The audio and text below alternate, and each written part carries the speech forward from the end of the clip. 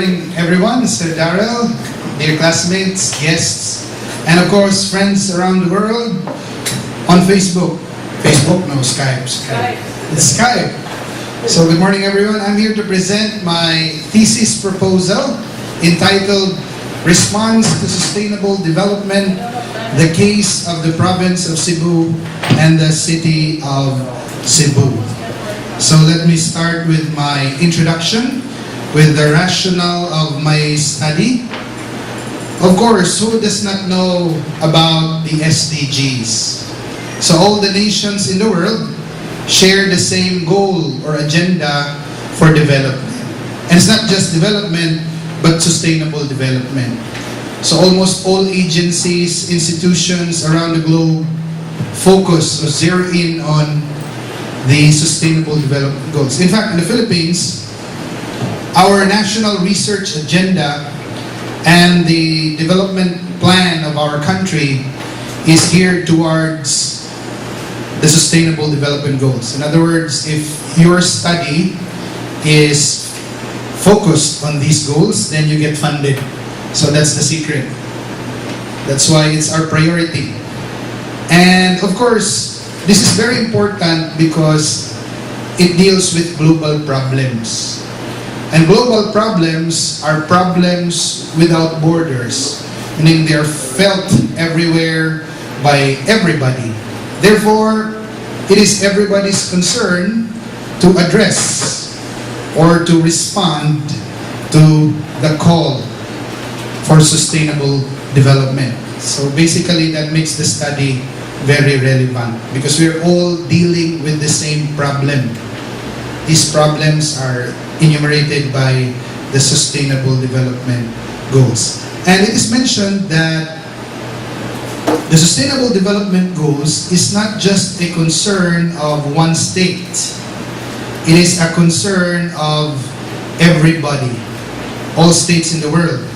And not just states, all stakeholders. That includes subnational or local governments, organizations, civil society organizations, the private sector.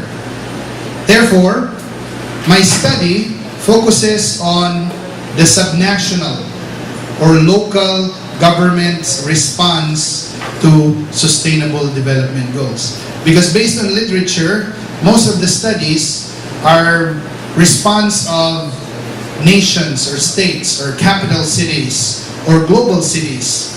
But there are only very few studies on local governments, especially in the Philippines. And based on my review of related literature, I could not find a single article or paper or a study about the province of Cebu and the city of Cebu's response to sustainable development. And you might ask me why I choose my province. Of course, I have to contextualize myself. I have to locate myself. And since Cebu City is the place where I live and where I work, I think this is my priority. Before I go global, before I go national, first I think I have to settle the problems in my own locality before I expand. In fact, local problems are very much related to global problems because they contribute to global problems and vice versa. So that's localizing. So that's the reason why I am studying this topic. Besides, Cebu City and Cebu Province, by the way, the province is in the Philippines, that's a basic political unit. And the province is headed by a governor, and it has municipalities or towns and cities. And the capital city of the province of Cebu is the city of Cebu. And the city of Cebu is one of the fastest growing cities in terms of economic development, in terms of population growth, and I think it is starting to become a very strategic place for international trade, international convention. So that's why it's very relevant and timely to study how the city of Cebu and Cebu province respond to the sustainable development goals. By the way, this study is not that complicated.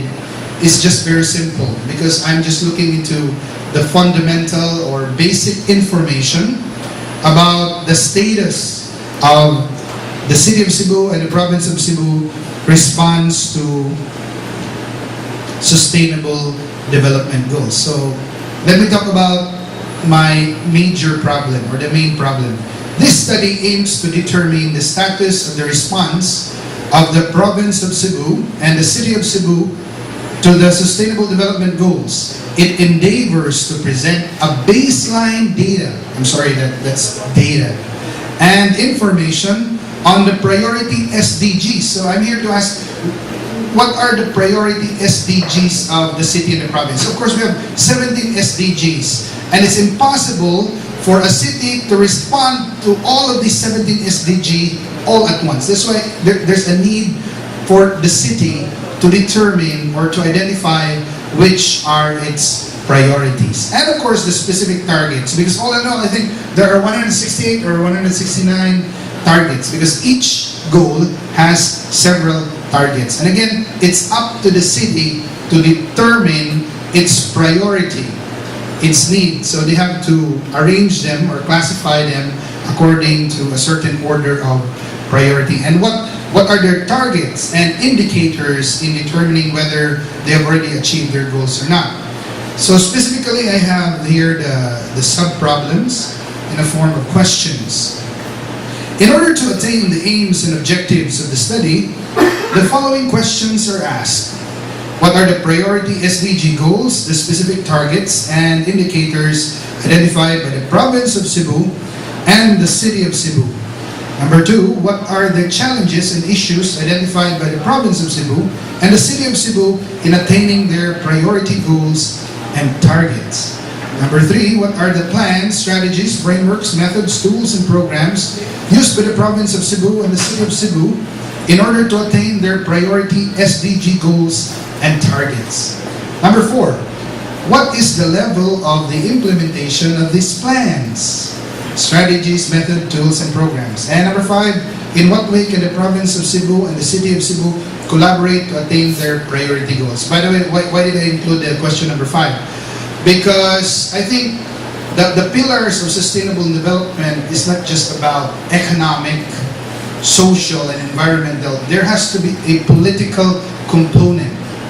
In fact, if there is no political will among states and local governments or the implementers, nothing will happen. And I think that explains Dennis' presentation. The Philippines is one of the countries in the world that has the best laws, the best constitution. But our problem is implementation, the political will to do it. So we have good policies on garbage collection, but I don't know why. So it involves politics. And aside from that, one of the many reasons why these laws are not implemented, it's because of political conflicts.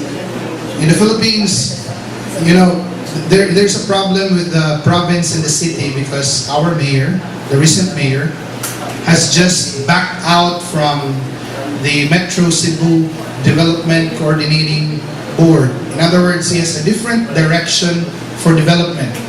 And I still have to investigate it. That's one of the questions that I'm asking because I want to delve into what is really the reason why the city of Cebu doesn't want to cooperate with the province. So that's number 5.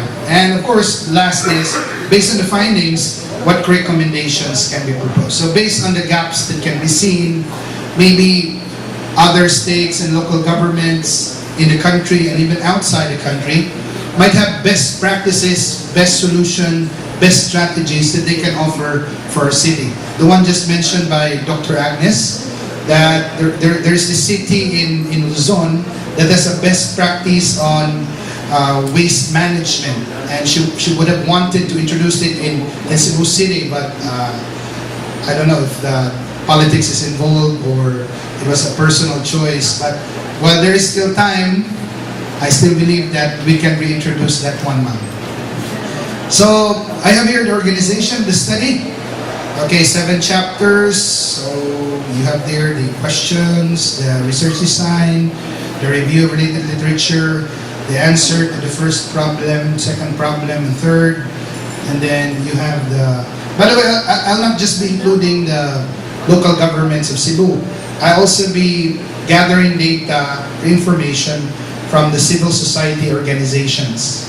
And just recently, I joined a civil society organization, and I've learned a lot, or known a lot of civil society organization just recently. So that's part of it. And also, I met a group of people. They form part of the Regional Center of Expertise, and they're on education for sustainable development. It's headed by Miss or Dr. Cherry Balescas from Toyo University, our partner. So she said she is very willing to help me with my dissertation, because she said we can give you documents or data if you want.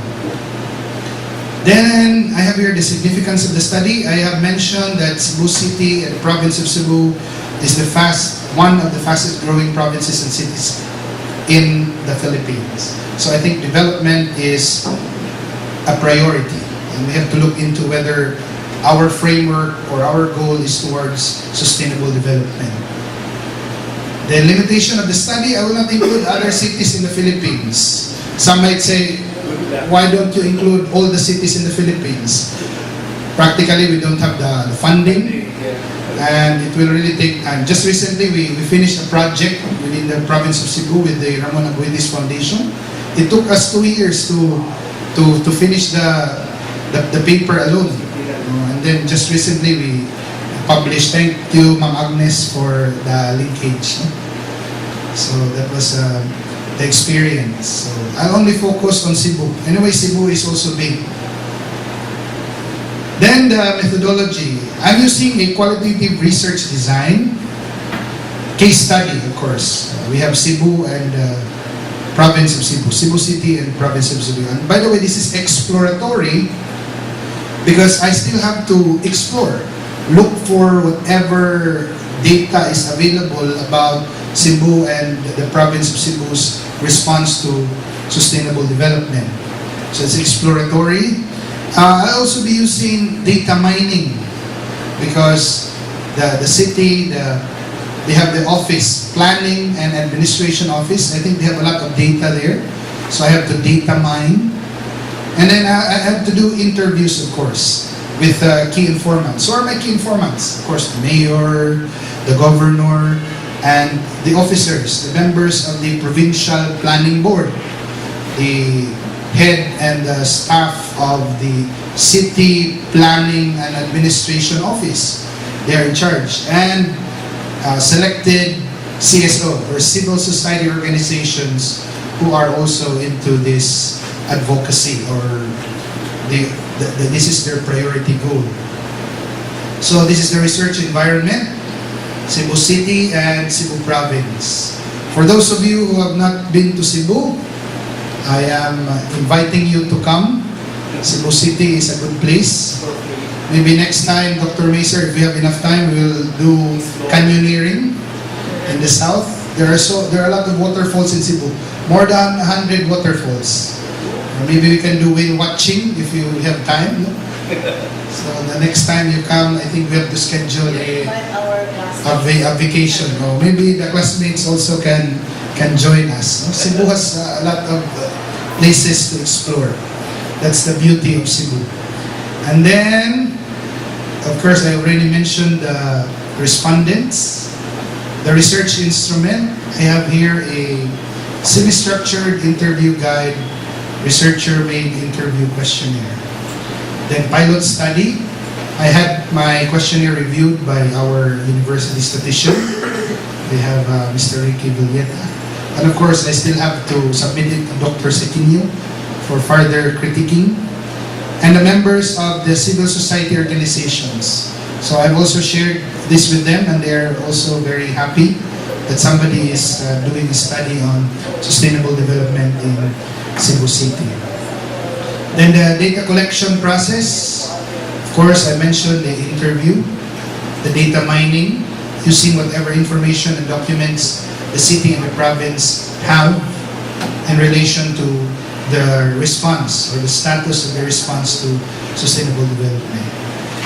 Well, it's always challenging because Cebu City is always flooded. I don't know if Dr. Maser has come to the Philippines or Cebu and experienced the flood. And of course, the waste management problem, the garbage problem in Cebu City, that's a challenge. A water problem in Cebu City. And urban migration, of course, our shanties, our squatter areas, they are growing every day. So fire hazards everywhere, so this is a challenge. And food also, because the more population, the challenge is the supply of food in the city. So these are our challenges. So we will see whether our local government are strategically responding to these challenges of Cebu City. Then data analysis, then the theoretical framework. My basis is very simple. The primary source is our common future, and the basic definition of sustainable development, which is the ability or meeting the needs of the present without compromising the needs of the future generation. And of course, based on 3 pillars: development, economic, social, and environmental. And I have here a review of related literature. I think I presented different definitions or history of the concept of sustainable development. Well, I started with Thomas Malthus, an economist, very famous. So talked about the exponential growth of population. And if this goes unchecked, then that's dangerous, because the world can no longer supply the demands of an increasing population. That might mean doomsday or end of the world. So Thomas Malthus was talking about population control or curbing the population so that it will not reach the dangerous limits. And later on, after Malthus, the concept of development was somehow very much related to economic development. But people realized that development is not just economic, because economic development has also what we call an impact on the people or society or culture and the environment. That's why later we developed the idea of human development. There were a lot of indices about human development. So development was not just thought of as economic, but it expanded. Then another primary source also that I looked into was the limits to growth. In 1972, commissioned by the Club of Rome. They were using and this is a computer model called World 3. And they projected the consumption of the world to the future from 1900 to 2100. And they found out that if this is the rate of our consumption and if this is the rate of our population growth, then a point will be reached that the world can no longer absorb the pollution, can no longer supply the food. In other words, it goes beyond the world's carrying capacity or absorptive capacity. So that would mean the end of the world. Even if technologies are introduced as intervention to this, but the main point of the study is the resources of the world are physical and finite, and therefore many of them cannot no longer be replenished. In other words, it's finite. A point is reached that all of these resources will be consumed. So this is alarming because based on the model, when it was projected, even if they lowered the population and the consumption rate, still a point is reached that all of the resources are already consumed. And that means the end of the world. So the lesson is, we have to start today. We have to conserve, preserve, recycle, reuse, reduce, whatever means that we have, alongside with technology. So that is the challenge. Then there are these, what we call the blueprint of survival. I also, I think, mentioned about the Brundtland report. Tell us page number. Page number 14. I'm on page 14. Second page of the review of related literature, where the common future was actually the output of this commission. And then we have the Earth Summit. There have been several Earth Summits already. And I think the latest is 2016. But what I have here is only the Earth Summit of 2012. So I think I have to add another one. Just recently I found out that there's another Earth Summit. So redefining, making the goals more specific. Because the MDGs in the past, there are how many MDGs? 8. No? And the reason why the MDG failed is because it was too broad and that development was not distributed around the globe. In fact, they usually use the analogy of the wine glass. Meaning when you say wine glass, development was very much focused on a particular part of the world, but the rest of the world remained poor. So that is the challenge of... So hopefully, the Sustainable Development Goals is expected to terminate in 2030.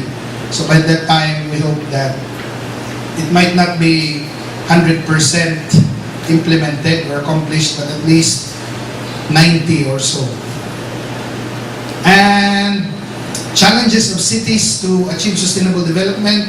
I have emphasized that sustainable development is really difficult because you have to juggle between economic, social, and environmental development. That's a challenge, right? If you improve on economics and consumption, then it has an impact on people and the environment. If you focus more on the environment, then it has a toll on economic development. So the question is, where do we have to strike the balance? So that's always the dilemma of sustainable development. And of course, the challenge of cities, we have the increase of population, we have traffic, the congestion, and that implies garbage, flooding, criminality, what else? Fire hazard, flood-prone areas. So that's the consequence of increase of population. Then politics, lack of funds. Then there are actually several tools that measure sustainable development. But usually this is based on cities, no? West and East. But mostly global cities and capitals. So we have the Green City Index. So it focuses on different areas. We have carbon emission, energy, building, land use, transport, water and sanitation, waste management, air quality, and environmental governance. So we have another, the City in Motion Index, also has different indicators, but more or less related. The Global City Indicator, Sustainable Cities Index, we have the Urban Sustainability Indicator, Global Power Index, Urban Sustainability Index, Green Communities, Eco Towns, etc. Now, somebody asked me, why don't you just use one or any of these indices to measure the sustainability of Cebu City? I told them, well, the key principle here is there are no absolute measures for sustainable development. Again, I have to go back that it's up to the, what do you call this one? It's up to the city or the province to determine for itself what are its priority targets, priority goals, its own indicators. So all these may just help us. In fact, I was thinking, who knows that I might come up with my own index for Cebu City. I might call it the Cebu City Sustainable Development Index. That might be an output. Who knows? Because CSOs are very interested, no? To come up with their own index. Of course, you cannot measure sustainable development. You cannot compare Cebu City with, for example, Tokyo or Bangkok or what, or the United States. So it has to have its own measure and indicators. So I think that is the main output of the work, no? For us to determine our own goals, targets, indicators, tools, and even framework. Who knows that a Cebuano sustainable development definition might come out. I just talked to Mayor Mayor Arcliano of San Francisco Camotes, he actually localized the SDGs. He translated the SDGs into Cebuano, and he has his own framework. And I said, this might be the key, but anyway, I said to them, it might be his, but in the process, we might come up with our own. So that's the challenge. That's always the challenge. So, how cities become sustainable? One is to become a smart city, the openness of a city for innovation and development. Because we cannot discount the importance of technology as mitigation or intervention to the degradation of the environment. They actually help. So people coming from different disciplines working together to come up with interventions. I think this is also the opportunity for us in Cebu, for different sectors to work together. So I told the Regional Center of Expertise that in the process, if we can invite people, the stakeholders, to discuss about what is really our measure or indicator or goal for Cebu City. Okay. Then we have response companies. Actually, I was inspired by this study because in one of our classes with Dr. Maser, we dealt on a paper about companies' response to sustainable development. So I was even planning to replicate the study here in Cebu, but I said I have to prioritize the local government because the local government are the key players. I should start, maybe in the future I'll be writing more papers about sustainable development. I can replicate the study. How companies, so one of which is green production, green supply chain. I'm not very familiar with supply chain, but Dr. Kilokilong has a very good knowledge on supply chain. Then, of course, conforming to or having the company accredited by international standards like ISO, because there are certain things that you have to comply that makes your company sustainable. So there are still others here. And chapter 4, of course, is the answer to the sub-problems of my study. I think that summarizes the proposal, and I'm very much, but there are specific questions here that I'm using for my researcher-made interview guide. So we have question number 1.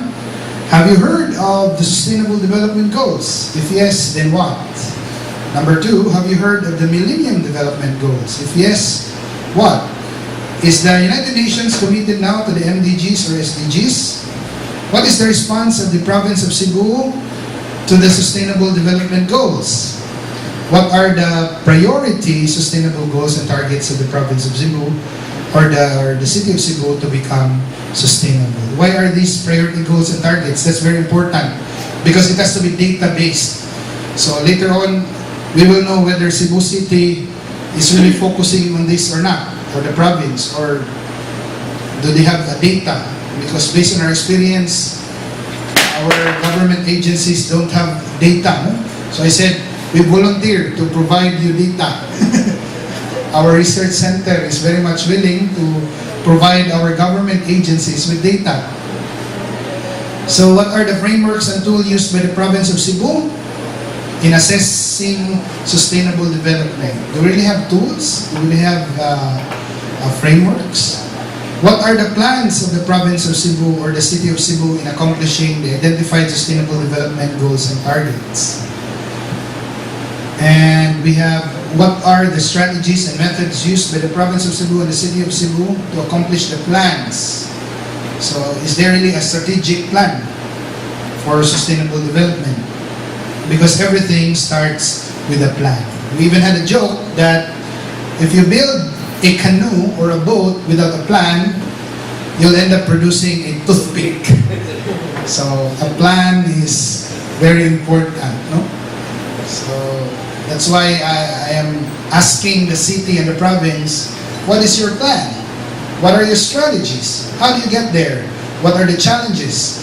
In fact, maybe I will let them make a SWOT analysis, if they have, and to let them identified. So what are the recommendations that can be proposed?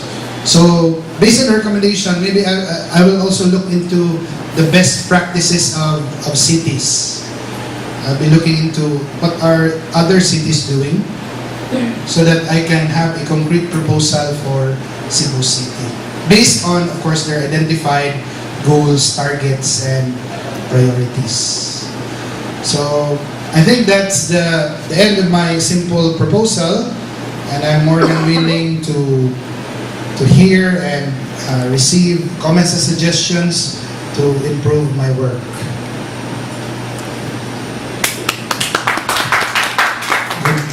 Thank you. Good morning. Thank you, Glenn. Okay. I'd like to start with the questions in the room, please. Professor Agnes, please stand up.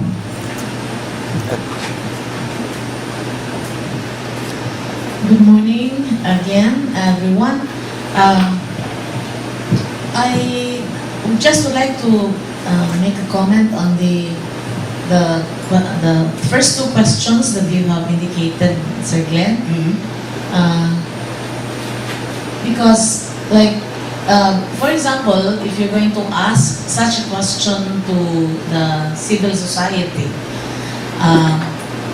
I think we should not just stop up to asking if yes, what.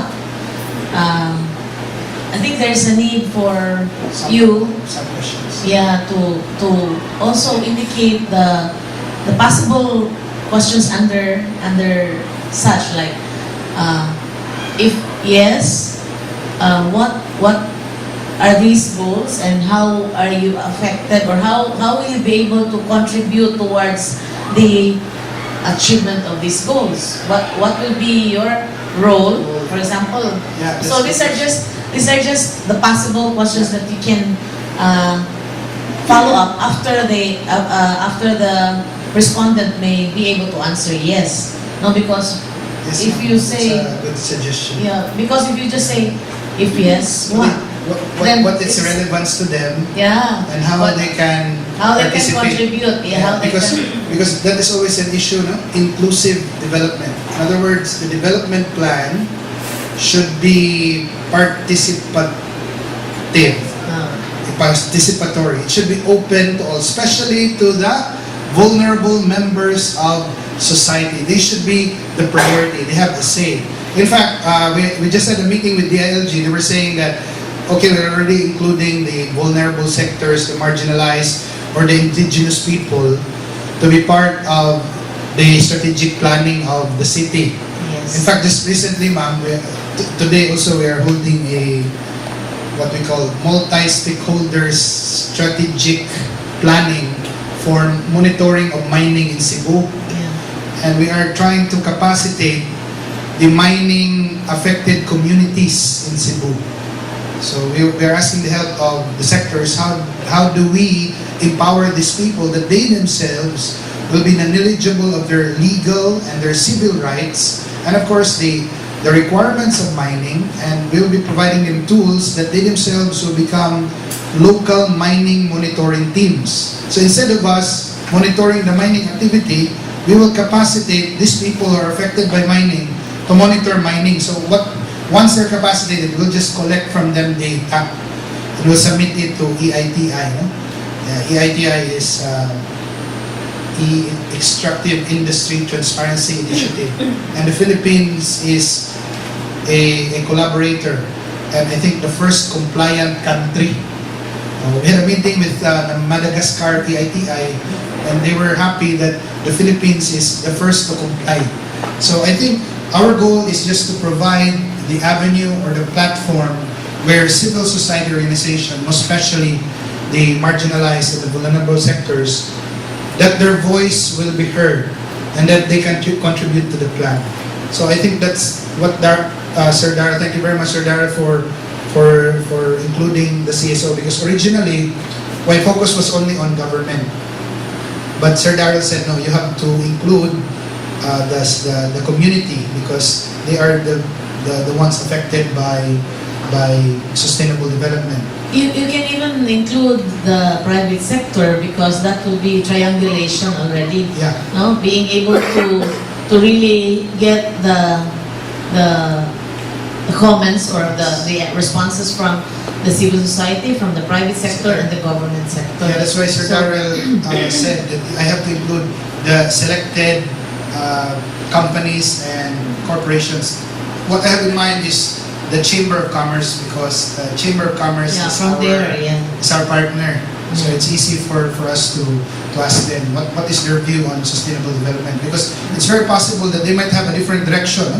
I was anticipating that different sectors have a different direction, so it's good to see whether we have a unified direction in compliance or in responding to the sustainable development. That might come out whether we have the same goal or we are politically quarreling from each other, so nothing can really happen for Cebu City if that is the case. Yeah. But The forum that you also mentioned, that you will have a meeting where you can have the stakeholders there, that is also another way to be able to categorize the respondents from the civil society, because that is where you will be able to see who are these groups that can provide you with the data that you need.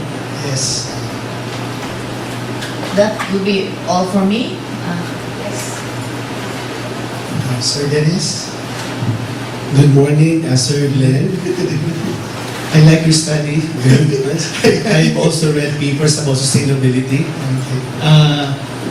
One area, which of course my concern, the selection of your respondents is very critical, because one requirement the respondent need to know all this part of sustainable, not just simply heard, but the depth of their understanding, so we can have, we can extract valuable input from this, let's say, area. Then another point later on, because from my previous read about sustainable development, of course you mentioned about the triple bottom line, and the discussion is based on the, let's say, environment they discuss, then political they discuss. But the determinant now in terms of sustainable development is, of course, how all of these interact. Yeah. And from the interaction, crafting a very good policy and framework. Yeah. I think the study is also moving towards that direction, because to identify the strategy alone, to identify the priority, that should be a unified effort from different stakeholders. So it's not just government saying, this is our priority. What if the chamber would say, no, that is not the picture that we see? What if the people or the community would say, no, that's not? So we will look into that. So our challenge is, I'll be helped by the Regional Center of Expertise, headed by Dr. Valescas, who is our partner with Toyo University. She said that, because she's the director, and the goal is actually ESD, Education for Sustainable Development. I think UNESCO is heading that. In fact, they had just their meeting at Thailand, sir, with CMEO. I'm not familiar with CMEO. Maybe next time we will join CMEO. And lastly, latest is a paper I read about sustainable development. It's before they finalize the policies, we need to have some simulation, possible the possible implications from different sectors. So it's a bit challenging, because not only on the variables, but the aspect of triangulating later on is a bit challenging. But this is really what we need right now. Sustainable. That's Thank you. When we talk of civil society, the most common civil society organization is a private company. So we have usually division of society and the government, and civil society organizations, which includes private industries. There are also NGOs and NPOs, non-profit organizations, many are non-profit, and then citizens. There were positive comments from some of our Skype mates, Amisha and Nilsa already said congratulations. In advance. And I've asked anyone on Skype for any more comments and questions. I think the proposal is good. It's clear that it's needed. And sometimes the local governments set, 5-year plans or 10-year plans. Or sometimes it's just by the election cycle. So how do you think what is the period of the election cycle in Cebu City? And is this a hindrance to the long-term planning of the city? Yeah, that's always a challenge. As I mentioned, the political, because new kings might implement new rules. So basically, elections will be in 2019. That is why, sir, I will try my best to finish this within the year before the election time, so that I can base my data on the present administration. That is also a good study, sir, because maybe in the future we can also do into another research on sustainability of strategies within the government. Whether the plans are really followed or achieved, even if there's a change of administration. That's a good paper, I think, sir, that we can delve into as an offshoot of the study. So basically the study is very general, baseline, but later on a lot of studies can be generated on sustainable development in the context of Cebu province and Cebu City. So sir, I would like to limit my documents and the data provided by the present administration, because that's very possible, sir, that the next administration might set a different goal or new goal. Do we have other questions or comments? Any other comments or questions? Andrew, would you like to read your comment? Hello, Glenn. Hello, Andrew. It's great to hear your voice too. Yeah. Let's see here. In Vancouver, we had a real issue with sustainability because we had about 20 years of the policy trying to be enacted. But at the same time, there was a rampant homeless population problem. There was just all the ideas about affordable housing were accused of being window dressing or hand in hand with gentrification and beautification and all that. But so I wanted to ask, from your perspective in the area that you're looking at, what is the relationship with the homeless community? Well, there are a lot of homeless communities. Actually, as a third world country or a third world city, we are facing a lot of poverty issues and problems. That is why I'll be asking the city, what is really your priority? Because if they will address all problems at once, I think that the city will be spreading itself too thinly that it cannot focus on one. So my goal is for the community, for the industry, the local government, and the civil society to really think on what is really our priority for Cebu City. I think that has not been done yet. So I think that will be the output or the contribution of this study, because prioritization is of utmost importance. So we have to prioritize what should be the first that we should solve before anything else. We cannot actually solve all the problems in the world, but at least we have priorities. So there are a lot of homeless people in Cebu. So that's a fact. No, that's another challenge. We have a lot of street children. So in Cebu, homeless. So many people in the street, beggars. No, I don't know if you have that in Vancouver. I don't think so, because Canada is the best place for Filipinos to go. Thank you so much, Glenn. Okay. I think congratulations on your proposal defense, which has been successful. Thank you.